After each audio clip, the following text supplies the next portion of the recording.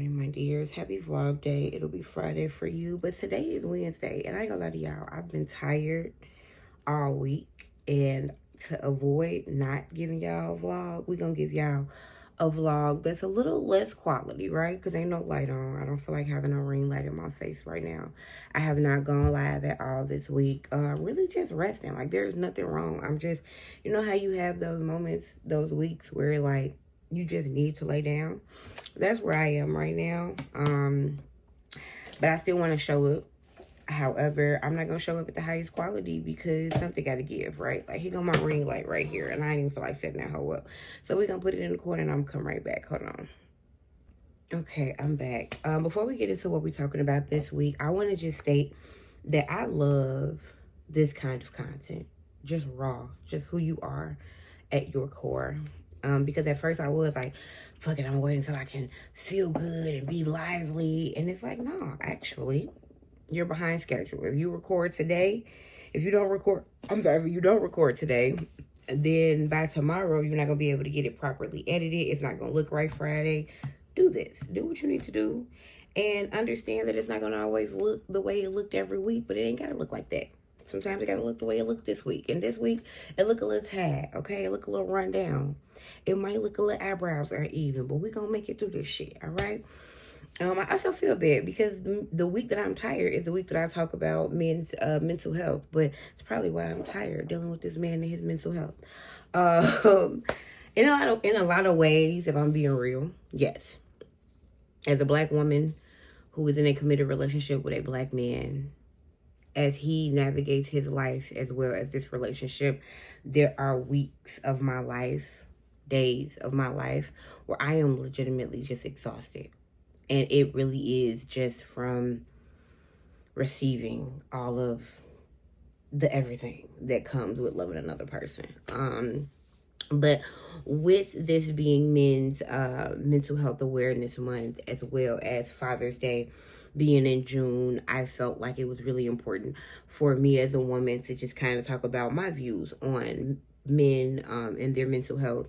Because honestly, prior to being in a relationship with a man, specifically a man with sons, I really didn't give a fuck, if I'm being honest, about men and their mental health. Because the first man that I felt like probably should have cared for my mental health was my father. And he didn't, in my opinion. And because he didn't, because of what he lacked, I felt like I ain't got to worry about this. This is one group of people I ain't got to deal with. I ain't got to worry about. Let me see if I can move this over here so I can drink my water. Let's see. Ooh, okay. I don't like it. Okay, hold on, y'all. We're going to drink some water, and then we're going to use the water bottle again.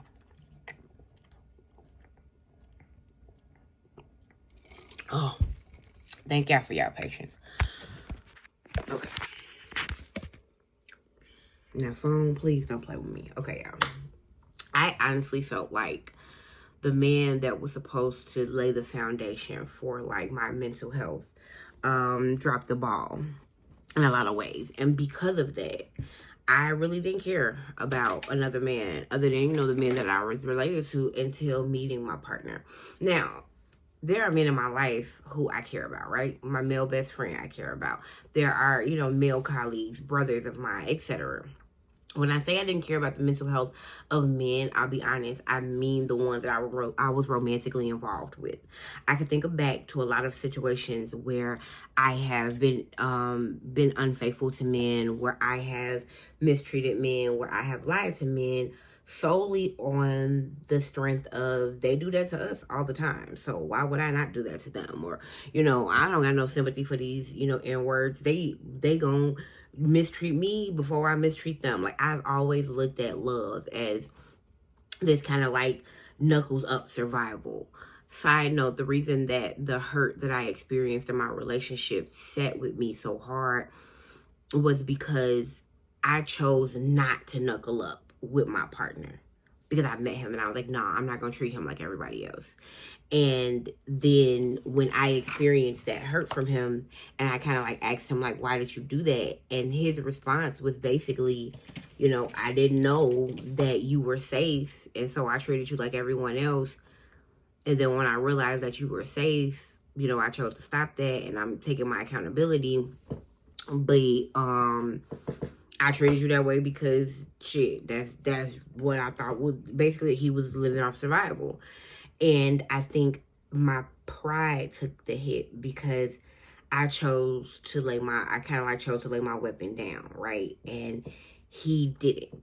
And I was just like, why the fuck would you not do that? Like, did we not both realize, or, you know, both come to the agreed consensus that, like, it's safe here, so we were supposed to, like, chill? It hurt me, honestly, that he chose not to chill, that he still chose to act out of that hurt and project it onto me when I felt like I wasn't doing the same to him. And getting through that was hard, but I'm so grateful to have gotten through that, because honestly, I have to see that for what it is, and that's him being human. Like, he's a human being who did not know if I was a safe human. I didn't know if he was a safe human. And if I could critique myself in this moment, I would say, you know, no, you don't need to hurt a person, but you definitely should never let your guard down that fast just because you think someone is safe. And I had to learn that. I had to learn that it don't matter if a motherfucker feels safe. You still got to keep your guard up, because in most situations, you get the most fucked up when you got your guard up. I mean, when you got your guard down, thinking that it's safe. So you gotta keep that bitch up. And so I recognized that my hesitation in this relationship kind of caused me some stress, because it felt like a hit to my pride. Like, it was like, I didn't hurt you, but you hurt me. And the reason that you hurt me is literally the same reason that I could have hurt you and chose not to. But instead of letting that make me angry or resentful towards him, I chose a path of grace. I chose to see him as a human being who was genuinely afraid. Look at that. The computer came on and gave me a little light. Look at God. I see him as a human being who was genuinely afraid of being hurt. And that image of him makes the issues feel more like, poor decisions. I wouldn't say mistakes, because I feel like we're too fucking grown to be calling it that.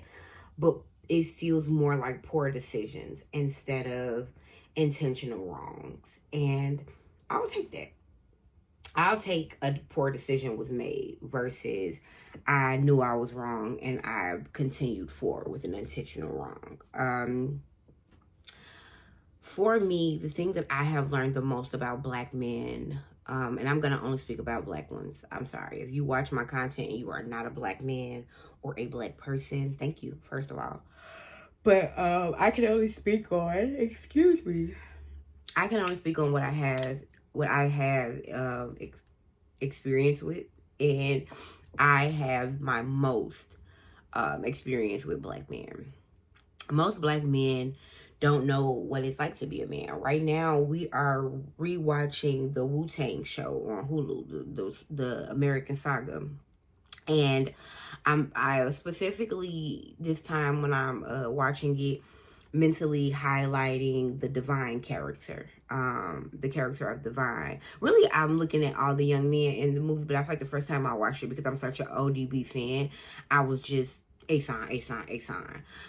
This time, I'm more so looking at all the different elements of the Wu, because we're watching it for the second time, so now I'm rewatching it. And Divine's character stuck out to me. Divine, Bobby, so RZA and his brother and their family got their first house in New York, their first apartment in New York, because Divine, a young man, found the place and used drug money to pay the bills. You think about what age he was. Maybe 16, maybe 15 years old. Imagine, like, at 15, 16 years old, I'm going to be real with y'all, I probably wasn't still playing with toys, but I absolutely still had toys in my possession. Like, I probably wasn't playing with them, but it was still toys in my possession at 15, 16 years old. There are young men, my partner is a young man who was taking care of adult responsibilities at such tender ages. And then we tell these grown men, you lack accountability. You don't know how to deal with your emotions. What emotions? Most men don't know anything other than lust and anger. How many times have we seen a young boy cry and be told, stop crying, that's for girls, suck it up? Little boy fall, you don't ask him if he okay, you tell him walk it off, you tell him get through it. From the beginning of life, little boys are taught to just push through it. And then they become grown men who don't know how to communicate in relationships, and we are all confused, and I don't understand why we are all confused. That's why sometimes when I hold a certain bar to my partner, I'm going to keep that bar there, but I hold the bar with grace.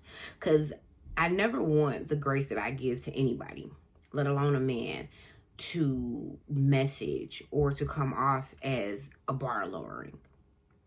Just because I understand that most black men don't have black men in their homes, so they don't have an example of what it looks like to be a decent man, does not mean that I'm going to lower the bar for you being a decent human being. Because it doesn't matter what the genital makeup is of the human beings around you, there are certain courtesies that just don't get negotiated.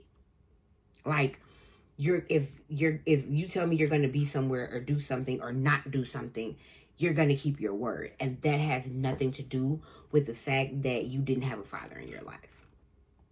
Like, a lot of men use, oh, I didn't have a dad in my life, to lie, cheat, be dishonest, be inconsiderate of a woman. As a person who has openly admitted to y'all that I have cheated on people before and will cheat again, there is nothing about my father, my mother, and my upbringing that makes me want to cheat. The thing that makes me want to cheat is my desire to get my rocks off and to be pleased sexually without having to deal with the stress of the other person who is stressing me out.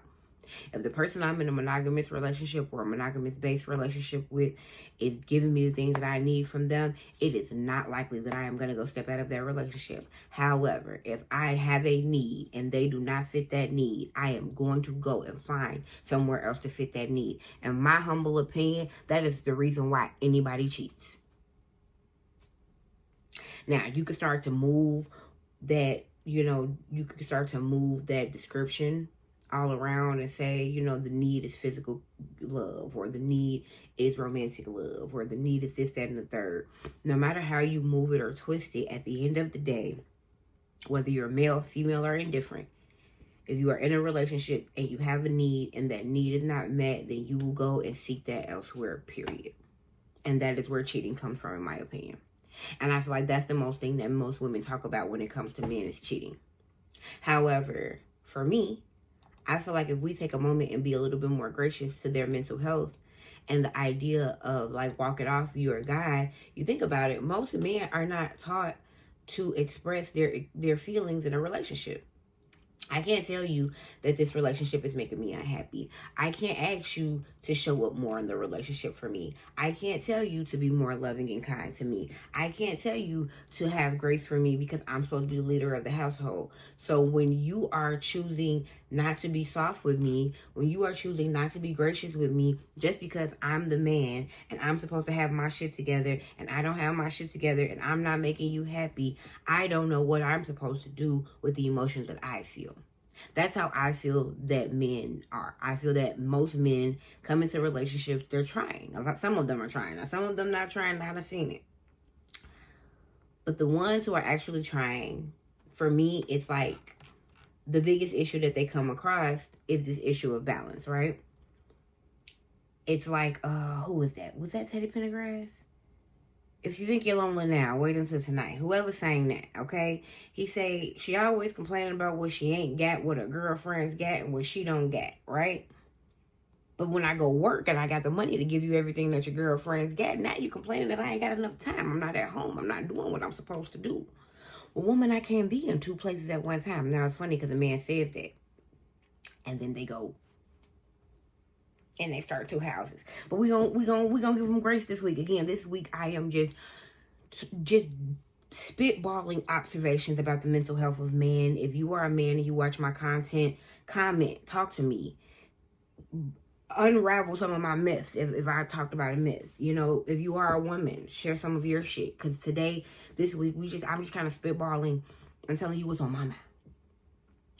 What I truly feel, first of all, y'all already know what I immediately feel. Because I feel it for both men and women.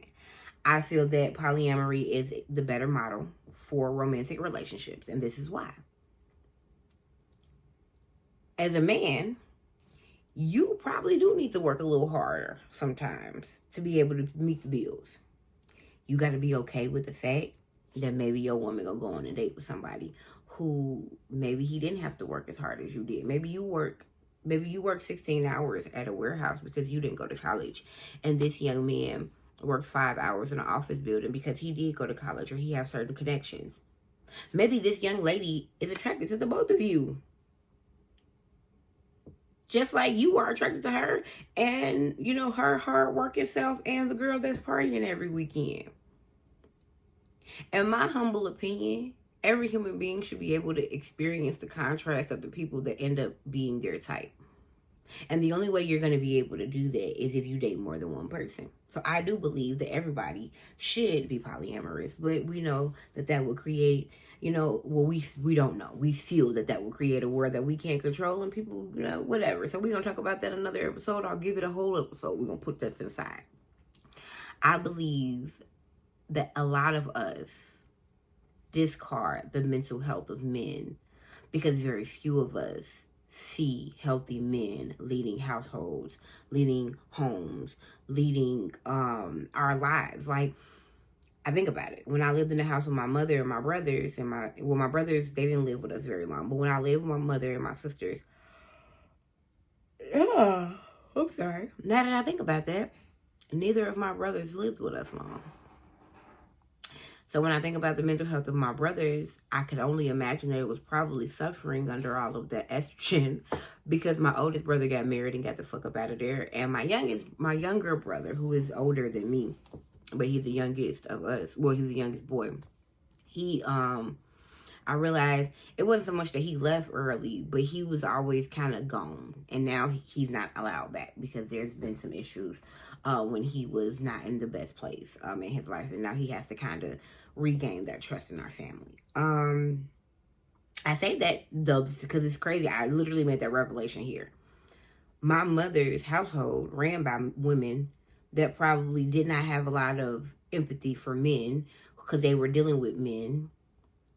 Was not a safe space for men, so much so that both my brothers got the fuck out of there. And now that I think about it, my mother still lives with one of my sisters, and if my other sister didn't pass away, she would be there. And anytime that I get mad at my man, the first thing that I say is I'm gonna go back home to my mother. Matriarchs create, in my opinion, a lack of empathy for the male mental health, just like the patriarchy creates that lack of empathy for female mental health. Any system that is solely based upon the advancement or the best interest of only one sex is going to oppress the other, period. And I don't think that women notice that we are oppressive to men, because on a larger scale, they are our oppressors. It's like asking a black person, can they be racist? You know, it's like, no, because this person is oppressing me. I feel the same way I feel that a lot of women feel the same way when people kind of give us a bad rap for the way we treat men. It's like, he literally is oppressing me. There are systems and laws that he stands to benefit from that oppress me, and you mean to tell me that I'm wrong just because I'm holding him accountable in certain ways, or because I'm, you know, this way or that way towards him? And in short answer, sis, yeah, we are wrong. We are wrong if we are trying to be in a relationship with a man and we know that we are oppressing him and not choosing to be less oppressive, not choosing to be more reflective and to do better. For instance, in my relationship, I look back on some of my videos. There were weeks where I did not have a lot of patience for my partner, and he was truly trying. There were weeks where I was literally out the door, and this man was just hoping that he had a little bit more wiggle room. This past weekend, he and I hung out, and we got drunk, and we got intoxicated, and before we, got to going and, getting ourselves groovy, I asked for just a check-in on his mental health.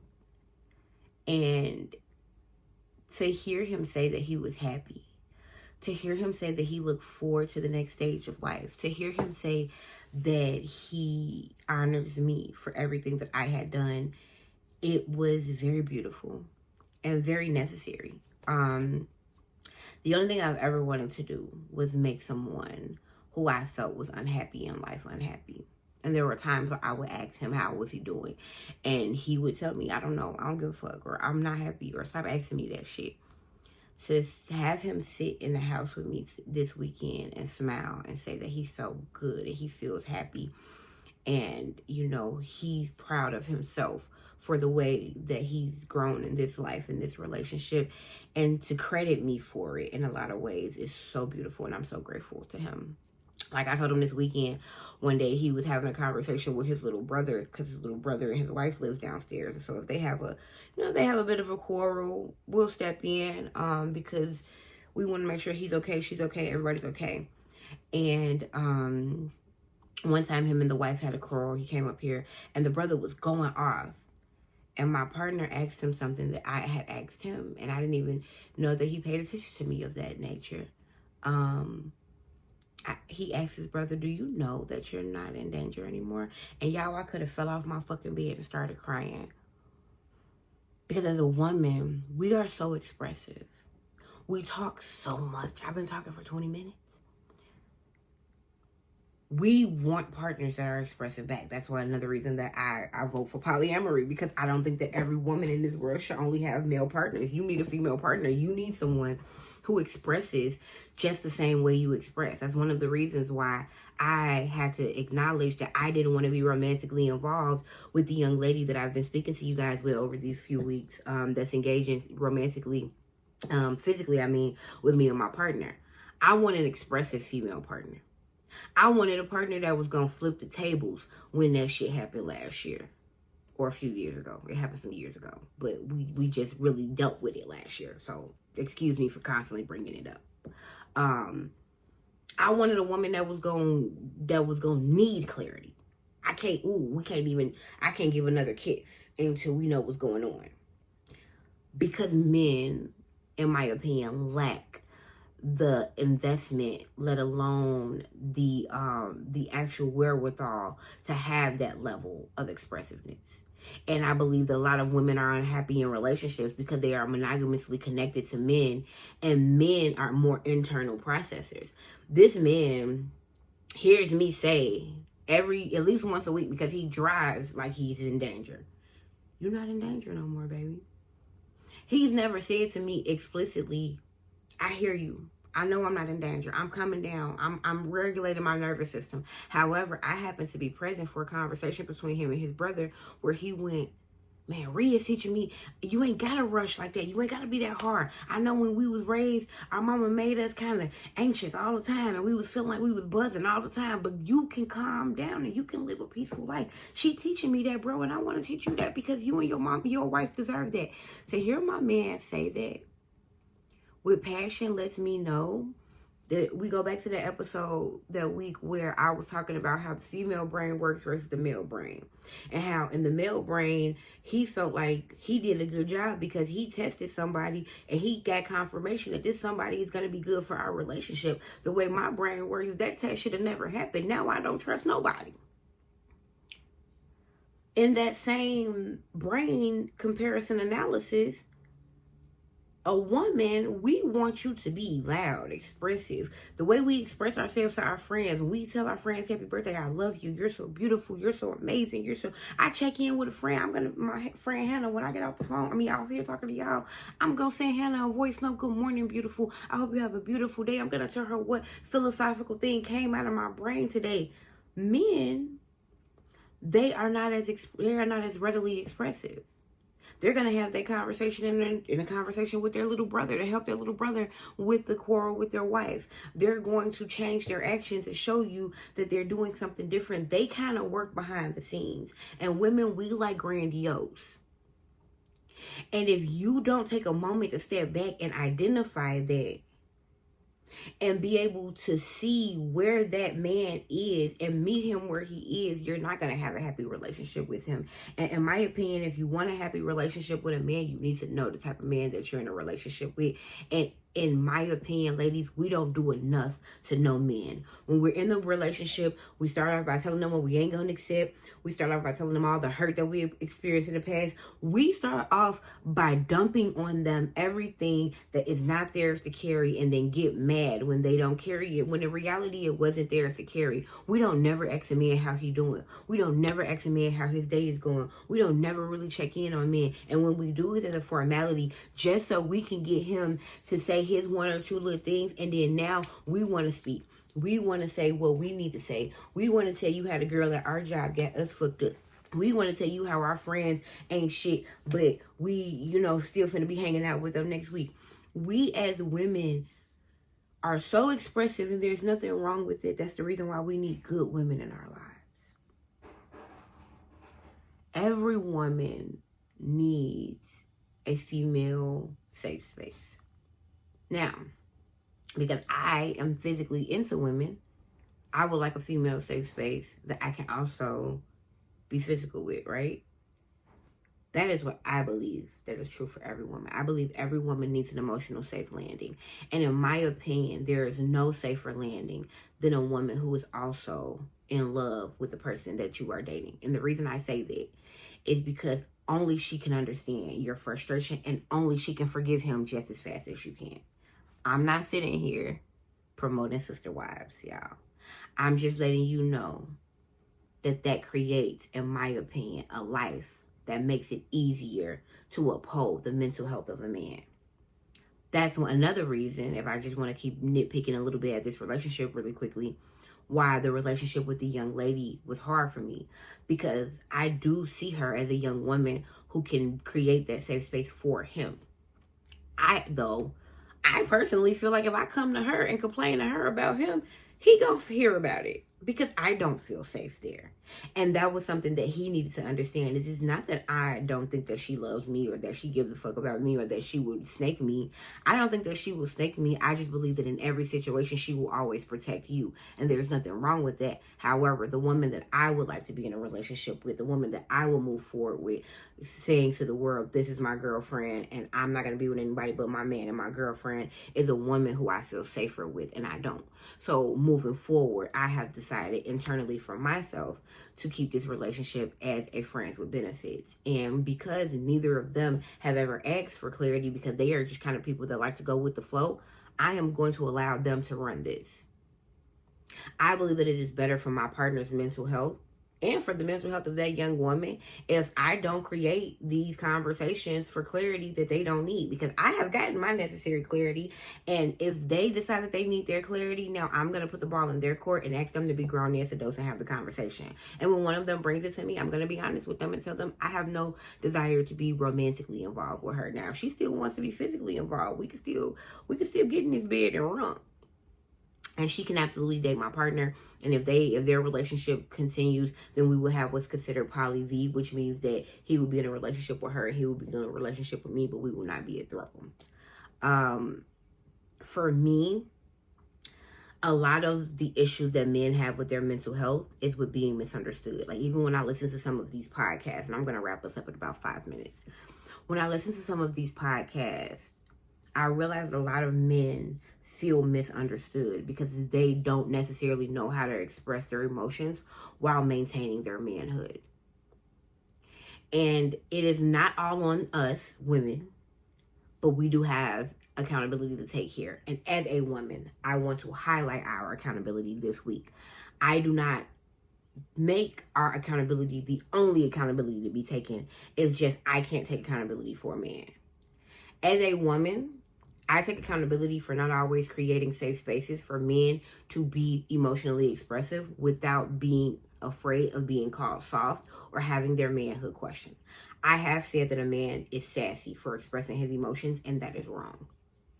What I intend to do moving forward, both inside my household with my partner and outside my household with other men who are not my partner, is to create safe spaces where I say and message that it is the most manly thing that you can do right now to be aware of your emotions and lean into them and make me aware of them, so that way I can show up in the way that works for you. Now, you can't be no crybaby ass man around me. I'm sorry. Can't do it. For instance, my stepson, my youngest stepson, he cried. He cried about every fucking thing. Yesterday he called us. He's at his grandma's house right now. Yesterday he called us on FaceTime crying because he's scared to grab the cat bowl. Now, I'm not going to lie to you. I'm low-key a little scared of cats too. However, I'm not going to get to the point where I'm crying because there's a cat around me. My partner was snapping at him over that. My mother-in-law got on the phone and was like, uh-oh, where Rick at? Because I know she going to be crying because you yelling at the baby. And my partner was like, nah, she don't play that. I don't play no crybaby ass man. Now, is it okay for a man to cry? Hell yeah.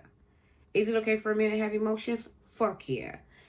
Did I just say that I'm going to start to create safe spaces for men and do it as much as possible? Hell, fuck yeah, fuck you're right. Hell yeah, fuck you're right. However, you, as a grown-ass man, will not just be crying because the sky is blue. I don't give a fuck. I don't give a fuck. And so I'm building that foundation in that baby right now. No. I just told my partner he need to come on home. Because grandma being soft probably. Which is crazy because she raised all these boys with all this fucking social anxiety that I got to unravel in their 30s. But that's neither here nor there. And now you want to be soft on these grandkids. That's okay because that's my boy. Send him back to my house because I'm going to start punching his little ass in his chest. Period. I say that to say I'm doing that to let him know that's unnecessary. And in my humble opinion, it does take a bit of force to let a man know certain levels of emotions are unnecessary. But to balance that, I am going to sit down and have in-depth conversations with him about his emotions and allow him to find a place to put his emotions. You need to put your emotions on the field. You need to put your emotions on the basketball court. You need to put your emotions in a boxing ring. Your emotions need to come out in your art. When I get mad, that's when I create the most. However, that crying shit is not gonna run for us. And so, as a woman who is loving a man and raising men, what I am learning as I wrap us up today is that no man is raised the same. No person is raised the same. The thing that I feel is most important as a woman for me to start doing is speaking less and listening more as it pertains to men and providing safer spaces. I believe that safer spaces look like places where we don't tell a man what he's feeling, who he is, and who he is not based on what he does, based on how what he does makes us feel. I can't say that this man is a deadbeat just because the way in which he shows up for his son makes me feel like he could do better. I can't say that this man isn't showing up for me in my relationship just because the way that he does chores or the way that he does whatever doesn't look the way that I would like for him to do it. If I want to continue to exist in a world with this man where we are co-parenting or where we are living with each other, I need to say, hey, this is how I would like for you to show up for our kid.